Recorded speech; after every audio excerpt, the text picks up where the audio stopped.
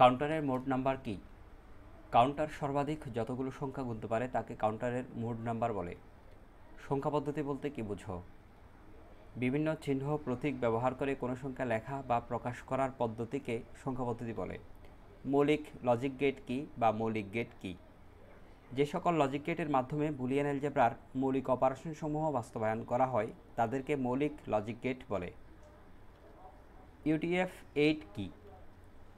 আমরা সবার আগে ইউটিএফ এর পূর্ণরূপ জেনে নিচ্ছি। ইউনিফর্ম ইউনিকোড ট্রান্সফরমেশন ফরম্যাট এর সংক্ষিপ্ত রূপ হলো ইউটিএফ।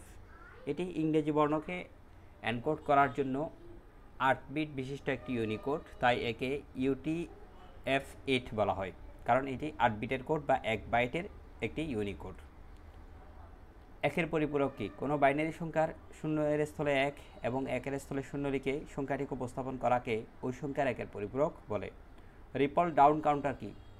যে কাউন্টারে বড় থেকে পর্যায়ক্রমে ছোট সংখ্যা গণনা করা হয় তাকে রিপল ডাউন কাউন্টার বলে। শিফট রেজিস্টার কি? যে রেজিস্টার বাইনারি তথ্য ডান দিকে বা বাম দিকে বা উভয় দিকে সরাতে পারে তাকে শিফট রেজিস্টার বলে। বাফার গেট কি?